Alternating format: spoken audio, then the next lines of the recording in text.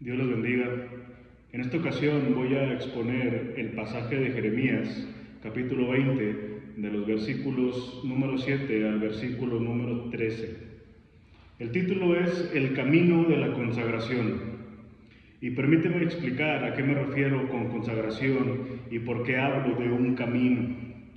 La palabra consagración suele formar parte de nuestro acervo como cristianos, la solemos usar en distintas ocasiones, pero considero que no es muy entendida y sobre todo considero que en el último tiempo ha sido desestimada. Muchos cuando escuchan o usan la palabra consagración suelen tener en mente a una persona con un comportamiento determinado. Y aunque claro está que forma parte, como vamos a estar hablando hoy, lo que quiero enfatizar es que la verdadera consagración empieza internamente, se gesta en el corazón del hombre. Así que esta tarde quiero usar la palabra consagración para referirme a la aspiración que todo cristiano debe de perseguir en su peregrinaje espiritual. Me es preciso recordar que Dios está más interesado en quiénes somos por encima de lo que estamos haciendo o pudiéramos hacer aún dentro del contexto de la iglesia o aún más amplio dentro del reino de Dios. Muchas de las cosas que deberíamos de estar haciendo, aún en esta misma idea, está en pausa por no ser lo que deberíamos de ser a la luz de Dios o delante de Dios. Un creyente que no se ha consagrado no está habilitado para recibir otro tipo de responsabilidades en el reino de Dios. Déjame ponerlo de esta manera. El carnet que un creyente necesita para poder cumplir adecuadamente con su rol dentro del reino de Dios se llama consagración. Ahora, permíteme ampliar un poquito más de contexto para poder dar más fuerza a esta palabra. En el Antiguo Testamento, los sacrificios eran apartados para Dios al ser puestos en el altar. Al ofrecer algo, esta persona que ofrecía ese sacrificio se estaba despidiendo de dicho animal, en este caso, para que pasara a ser posesión de Dios totalmente. La persona renunciaba por completo a eso, a esa posesión, y pasaba a ser de manera definitiva y de manera completa ahora de Dios. De la misma manera, podemos usar ese ejemplo para decir que cuando un cristiano se consagra, se convierte en un sacrificio vivo para el Señor. Por tanto, aquel que se consagra a Dios ya no se pertenece a sí mismo. Esto abarca todo lo que somos, nuestros dones, tiempos, anhelos. En resumen, es afirmar que toda nuestra vida pertenece a Dios, pues estamos totalmente apartados para Él. Antes de consagrarnos, el corazón de un hombre y de un creyente, mejor dicho, se halla en muchas ocasiones dividido.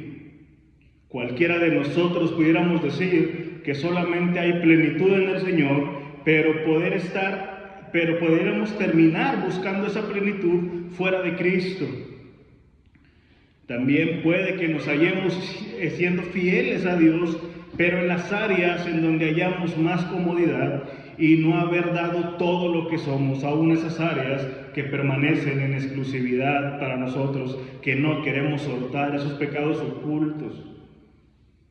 Esto que estamos hablando, hermanos, es trascendente porque una de las causas motoras en cuestión de problemas es la ausencia de un carácter sometido totalmente a Cristo. Cuando llegamos a la fe se nos otorgó una nueva naturaleza. Pasamos de muerte a vida. Sin embargo, nuestro nuevo estado espiritual, ahora en Cristo, necesita ser consagrado y ser sometido al Señor diariamente, constantemente. Esto hace que la razón principal para conocer más a Dios no sea extender nuestro acervo teológico, ni para dar la idea que sabemos mucho, que somos muy técnicos a la hora de hablar de Dios.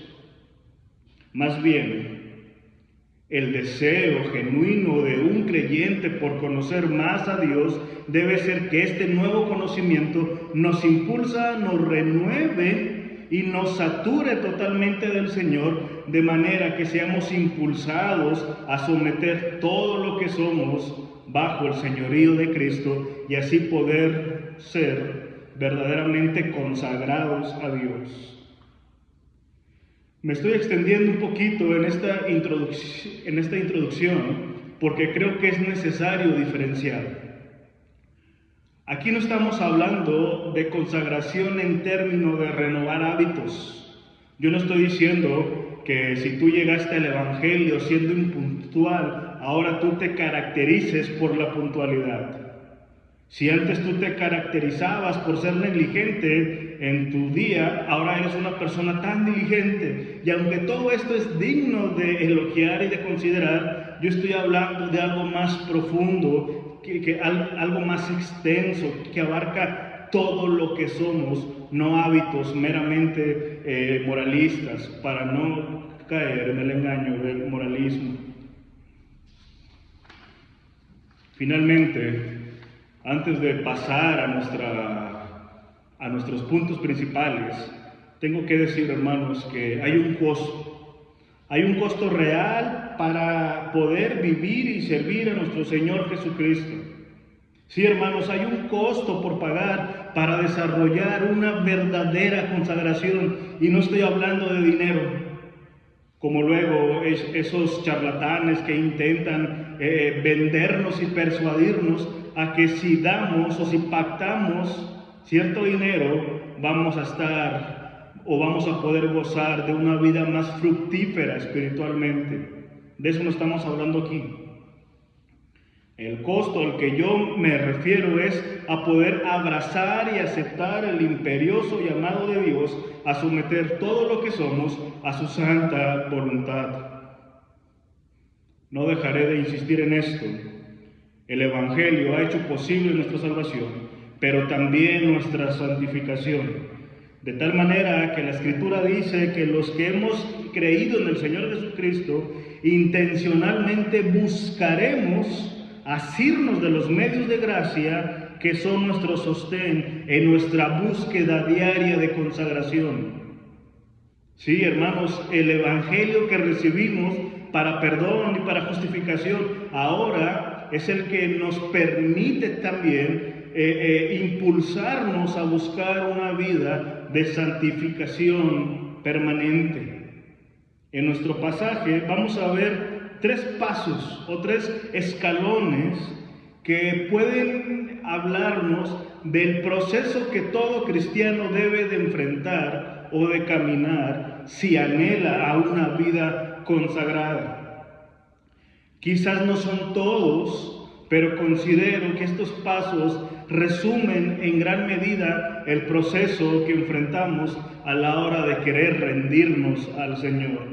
Así que pensando en esto, vamos por favor al libro de Jeremías, capítulo 20, y vamos a quedarnos un poco de tiempo en el versículo número 7. Lo leo desde la Reina Valera del 60 y dice así: Me sedujiste, oh Jehová, y fui seducido. Más fuerte fuiste que yo y me venciste. Cada día he sido escarnecido, cada cual se burla de mí. Así inicia el versículo 7 de una manera muy clara y muy contundente.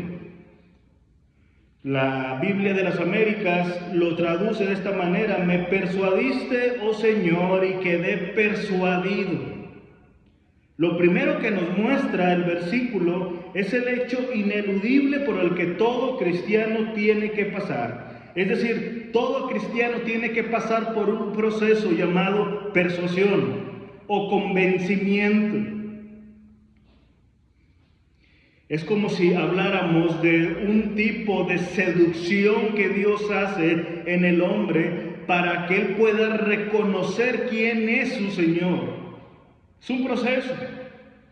Nosotros muchas veces persuadimos a personas y no nos damos cuenta o nos persuaden. Los que trabajan en ventas son encargados de persuadir a las personas para hacerles ver que su producto es lo mejor que pueden obtener. Tú vas a un restaurante y te persuaden por un platillo. Pero aquí estamos hablando de un aspecto espiritual totalmente, en donde dice el profeta que fue persuadido. La versión Palabra de Dios para Todos dice así: me convenciste y yo me dejé convencer. Ahora, tenemos que entender esto, hermanos y audiencia, que en nuestra mente se gesta una lucha por determinar qué es lo verdadero y qué es lo que verdaderamente agrada a Dios, por lo cual nuestra mente tiene que ser persuadida para poder adoptar la mente de Cristo. Ahora, quisiera añadir la siguiente nota. Muchos creyentes llegamos al Evangelio de una manera o con un concepto muy diluido del Evangelio. Yo no estoy diciendo que para que alguien sea verdaderamente salvo tiene que creer en el calvinismo, en el tulip, en las doctrinas de la gracia tan desarrolladas como las abrazamos nosotros, no. Pero muchas veces llegamos con un evangelio muy diluido y por la pura misericordia del Señor pudimos recibir ese don precioso de la fe. Pero muchos llegan a la fe pensando que necesitan un Salvador, pero no un Señor quien gobierne su vida. Es por eso que muchos, ya siendo cristianos, pretenden conservar su antigua cosmovisión, es decir, su antigua manera de pensar y de vivir, su antigua manera de relacionarse y decidir. Bajo esta realidad, muchos llegan a cambiar hábitos, pero no dan fruto de un corazón verdaderamente regenerado. Porque aunque pudiéramos tildarlos de verdaderos cristianos,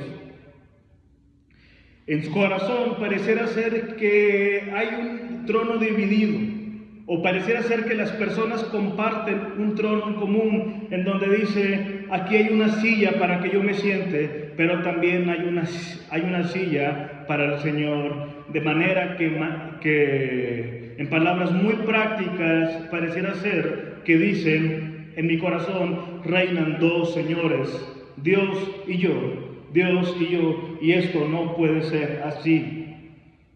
No es de manera automática que todo lo que compone nuestro ser automáticamente se somete al reinado de Cristo en el momento en que creímos.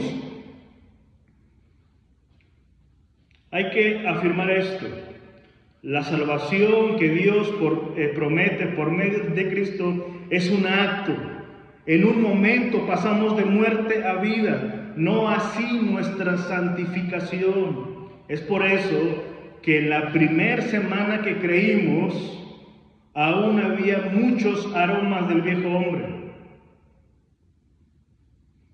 Y siendo más honestos, aún con muchos años de convertidos, aún hay aromas y prácticas del viejo hombre que necesitan ser renovadas. Y la prueba no es, ve y observa a tu iglesia y haz un recuento de todos los que asisten y verás que esto es así. No, la prueba es la siguiente: ve frente a un espejo y de manera objetiva evalúa tu vida y te darás cuenta que aún hay en ti y en mí muchas áreas que no están siendo gobernadas totalmente por el Señor Jesucristo, donde necesitamos rendirnos. Note nuevamente las palabras de Jeremías: me sedujiste, oh Jehová, y fui seducido, más fuerte fuiste que yo, y me venciste. Esta es una palabra muy fuerte que nos da mucha luz de lo que tenía en mente Jeremías. Él dice, y me venciste, de lo cual inferimos que para que el profeta haya sido vencido, primeramente tuvo que haber existido una resistencia y una lucha real de él hacia Dios. Hubo un enfrentamiento real entre el profeta y la voluntad de Dios. Es por eso que llamé a este primer punto la disputa entre el reino de Dios y nuestro reino. Es irónico que alguien se aventure a hacer algo que de antemano sabe que no podrá lograr. Alguien pudiera pensar: qué atrevimiento de parte de Jeremías, con su conocimiento previo, el aventurarse a pelear con Dios. Pero el pasaje no nos está diciendo, o la intención no es pensar en un combate literalmente, o alguien que conscientemente se halle en enemistad con Dios y trate de ganarle, no. Por ejemplo, o un ejemplo que nos pudiera dar luz de esto es el siguiente. Cuando nosotros hacemos algo bajo nuestro modo operandi, ya siendo cristianos y ya conociendo la voluntad de Dios, nos estamos resistiendo a la santa voluntad de Dios y por tanto a Dios mismo. Nos estamos enfrentando a la manera en que Dios obra por nuestra impaciencia y rebeldía, o porque no hemos sido, en palabras del profeta, convencidos y persuadidos totalmente de que su voluntad es mejor que la nuestra, o que su reino es más sabio, es más glorioso que el nuestro. Déjame decirte, o preguntarte: ¿tu tiempo está regido por el reino de Dios? Lo mismo aplica si dijéramos, si tu dinero, tu familia, tu iglesia, todo lo que tú eres está regido por el reino de Dios o por el tuyo. Existen grandes diferencias entre el reino de Dios y nuestro reino. El reino de Dios despliega la gloria divina, mientras que nuestro reino despliega la gloria personal y por tanto carnal. El reino de Dios conlleva tomar nuestra cruz cada día, sacrificar nuestro yo diario.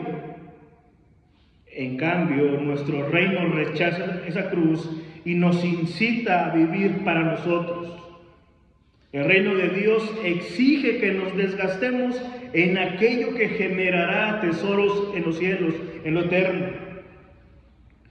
Nuestro reino anhela que nos desgastemos en hacer tesoros en la tierra. El reino de Dios, hermanos, nos hace considerar en todo a Dios y cómo nuestras acciones promueven su gloria y la expansión del Evangelio en aquellos que aún no han creído. Mientras que nuestro reino solo nos hace considerarnos a nosotros, nuestro propio beneficio, nuestros propios anhelos, y pareciera ser que promueve una independencia de Dios totalmente. Estos son algunos ejemplos para comparar y ver lo diferentes que son el reino de Dios y el reino de los hombres. El reino de Dios tiene por meta erradicar todo aquello que no tenga su sello. Es decir, todo lo que huele y tenga aroma del viejo hombre es un blanco a erradicar por parte del Evangelio. Y es cuando surge el verdadero dolor, y es cuando estamos enfrentando nuestra voluntad a la del Señor. Medita por un momento. ¿Cuándo fue en tu memoria ese momento en que verdaderamente te rendiste al reino de Dios? ¿O cuándo fue la última vez que prestaste resistencia a lo que Dios quería hacer en tu vida?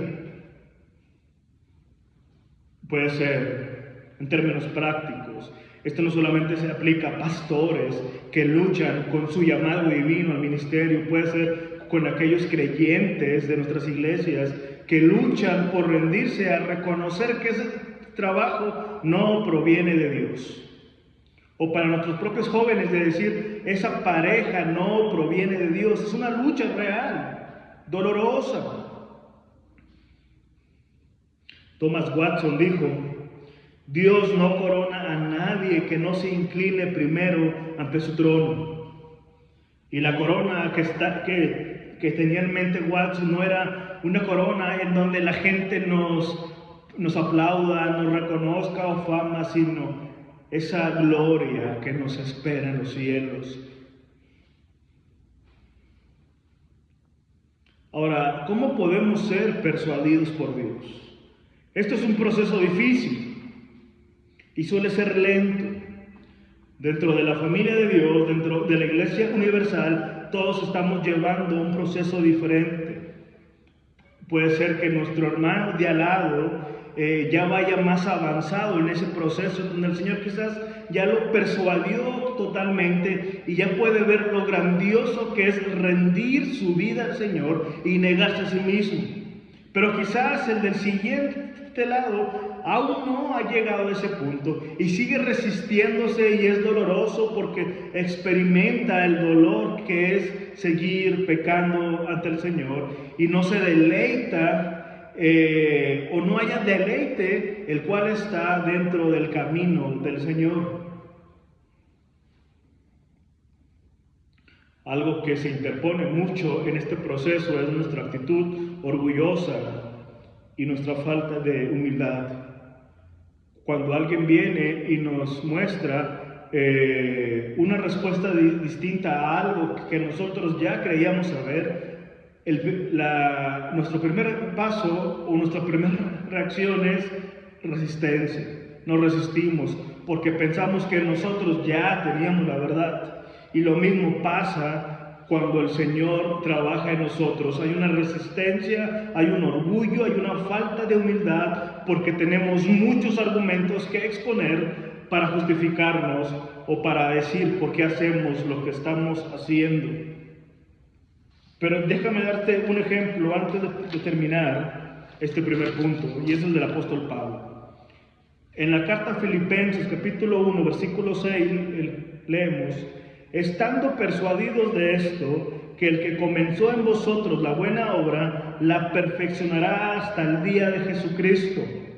Note la palabra, estando persuadido, estando convencido de esto. Ahora, la gran pregunta es, ¿de qué estaba persuadido Pablo? Bueno, a la luz del contexto de Filipenses y de este capítulo, podemos decir que él estaba convencido que Dios había comenzado la obra de salvación en Filipos y la terminaría.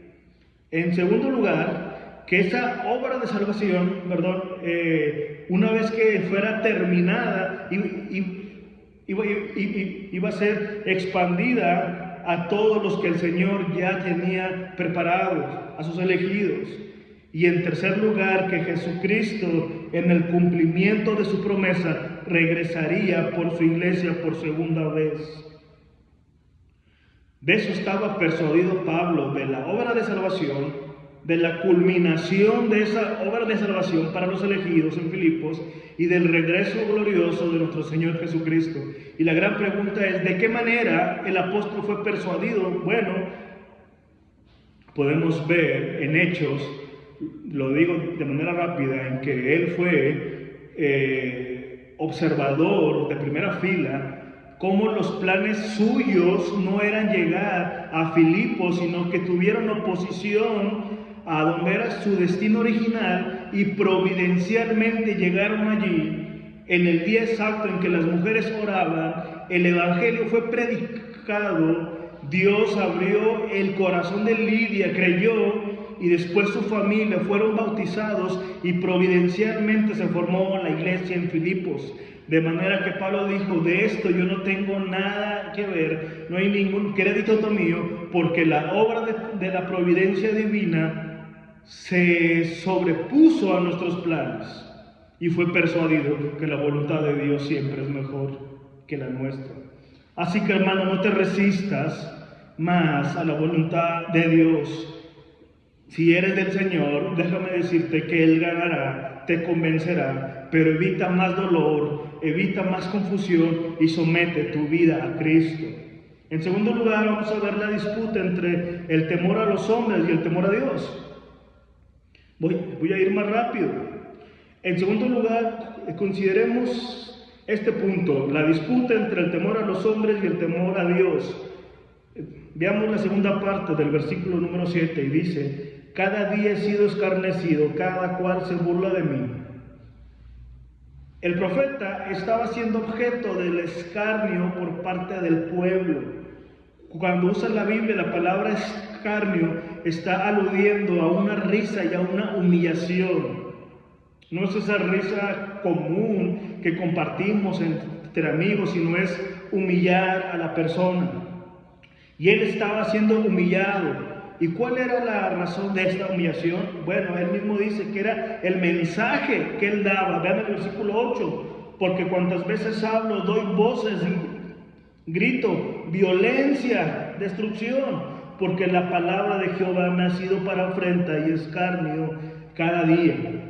Es decir, a Jeremías se le había delegado que pronunciara un mensaje de parte de Dios. Y era violencia y destrucción.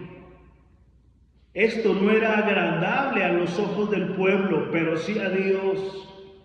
Él no iba anunciando paz, amor o la prosperidad ya llegó, no. Él estaba gritando violencia, violencia. Y aunque tal mensaje tenía como finalidad advertir al pueblo y que se volvieran a Dios, esto le ocasionó afrenta, burla, humillación y desprecio por parte del pueblo. Lo ofendía gravemente, atentaban contra su dignidad, su honor, su credibilidad. Este era el escenario de Jeremías. Cada día él sabía y él luchaba con decir: si salgo, me voy a ganar la afrenta del pueblo, pero si me quedo, voy a ganarme el rechazo de parte de Dios, porque no estaré siendo obediente. Hasta que lo llevó a decir, vean una vez más el versículo 9, y dije: no me acordaré más de él, ni hablaré más en su nombre. Esta desconfianza, esta humillación le llevó a considerar el renunciar a su llamado. No me acordaré más de Dios, ni hablaré más en su nombre. ¿Te ha pasado, hermano, amigo pastor o consiervo, que por cumplir el propósito de Dios hayas rechazo, hayas humillación, abandono, y que tú digas: bueno, si esto va a ser así, yo creo que mejor me aparto de cumplir esto? La renuncia de los hombres al llamado divino y a cumplir la voluntad de Dios de manera específica muchas veces tiene su origen en el temor a los hombres, en la opinión de las personas. A Jeremías le estaba afectando gravemente la opinión generalizada del pueblo. La reacción del pueblo le estaba llevando a considerar renunciar. Y aquí surge una pregunta: ¿por qué tememos tanto a la desaprobación de los demás? Todos experimentamos ese tipo de temor y la mayoría de nosotros no desea admitir qué tan seria puede ser la tiranía de ese temor a los hombres. La Biblia llama a esto categóricamente temor a los hombres, y categóricamente tenemos que decir que esto es pecado. Esto es pecado, porque ese temor puede tejer una red de ambigüedad alrededor de nosotros en asuntos que son bíblicamente claros. El temor al hombre nos paraliza cuando deberíamos de responder, y nos amordaza al silencio cuando deberíamos hablar. Se siente poderoso, pero su poder es engañoso. Esa es la razón por la cual la Biblia dice lo siguiente: el temor al hombre es un lazo, pero el que confía en el Señor estará seguro. Ve cómo condena el temor al hombre. Dice que es un lazo que nos aprisiona. Son esas trampas que los cazadores utilizaban para atrapar animales o aves. Los lazos son peligrosos porque nosotros les concedemos poder y nos aprisionan. Y déjame decirte algo, hermano: las personas cuya recompensa de aprobación más deseamos, suelen ser la desaprobación que más tememos recibir. Si tú como pastor luchas en que las personas reconozcan que tus sermones son buenos, o que tú estás esperando que se te reconozca lo que tú hagas, son esas personas de las que temes más recibir desaprobación alguna y por tanto tienen enlazado, aprisionado. Mateo 10:28 dice lo siguiente: y no temáis a los que matan al cuerpo, pero no pueden matar el alma. Más bien temed a aquel que puede hacer perecer tanto el alma como el cuerpo en el infierno. No temas a los hombres, incluso aunque pudieran quitarte la vida. Más bien teme a Dios. Teme a Dios. El temor al hombre es una trampa porque es un falso Dios. Pero el temor del Señor es seguro porque Él es el verdadero Dios. Y precisamente en esta disputa entre si le hago caso a los hombres o a Dios en ese temor, el Espíritu Santo que mora en los hijos de Dios no puede permanecer en silencio, no puede permanecer esclavizado, ni es superado por la voluntad humana, de manera que Jeremías dijo: no obstante, versículo 9, no obstante, había en mi corazón como un fuego ardiente metido en mis huesos, traté de sufrirlo y no pude. No pudo contenerse al poderoso que vivía en él, al Espíritu Santo. Ese fuego, metafóricamente hablando, lo impulsó a decir: no puedo permanecer en silencio y no puedo conceder a los hombres y huir de Dios. Era más fuerte el llamado que Dios había hecho a su vida. Y sabes, por más temor que tengamos a las personas, a la opinión de algunos y a su desaprobación, no puede imponerse eso a nuestro temor reverente al Señor. Nunca deberíamos de estar más preocupados por agradar a los hombres que por agradar a Dios. No todas las personas van a estar siempre a tu alrededor. No todas las personas que hoy forman parte de tu círculo lo van a hacer en el futuro. El Señor tiene tiempos, etapas y procesos, y su providencia es perfecta y segura y sabia. Pero el que siempre va a estar a tu lado y de tu parte, y el que es eterno e infinito, y que definitivamente es incomprensible, aunque nos ha dado su palabra para conocerle, es el Señor. Por tanto, tu mayor preocupación y tu mayor búsqueda es agradar a ese Dios vivo, no a los hombres que perecemos, no a nosotros que somos corruptos y de doble ánimo. El Señor es veraz e inmutable y permanece fiel siempre, en todo momento. Por tanto, tu fidelidad, tu lealtad, se la debes a Dios y no a los hombres.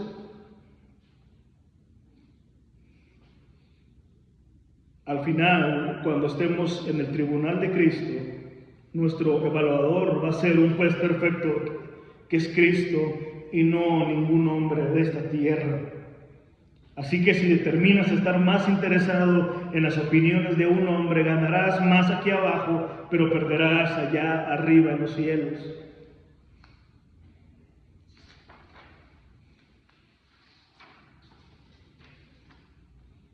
En tercer lugar, y para concluir, veamos un último paso. La disputa interna entre confiar en los hombres o confiar en el poderoso Dios. Hasta aquí hemos visto que hay una lucha real entre el reino de Dios y mi reino. Hay una lucha real entre temer a los hombres o temer a Dios. Y ahora hay una lucha real en saber en quién depositamos la confianza. Y aunque pareciera ser muy obvio, en la práctica es cuando se gesta esta lucha, y por lo cual es trascendente considerarla. Una de las cosas que debemos de considerar al leer los profetas, específicamente en el Antiguo Testamento, es que sus escritos no suelen estar redactados de manera cronológica. Muchos de los primeros capítulos de los libros no ocurrieron en ese orden. Digo esto porque es muy probable que el pasaje de Jeremías 17:5 sea una reacción a Jeremías 20.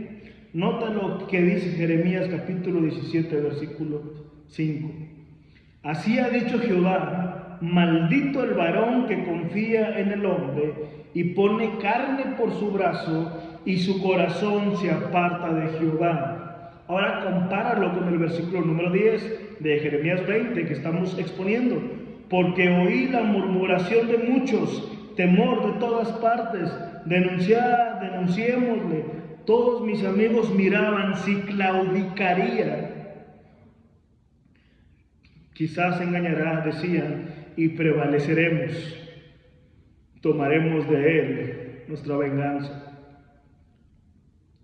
La primera parte de nuestro pasaje, o en el segundo punto, vimos un rechazo generalizado a Jeremías por parte del pueblo. Pero aquí estamos hablando algo más fuerte, por parte de sus círculos más íntimos, incluso él llama amigos, son los que estaban intentando derrotarlo, hacerle decaer. Se sentía traicionado.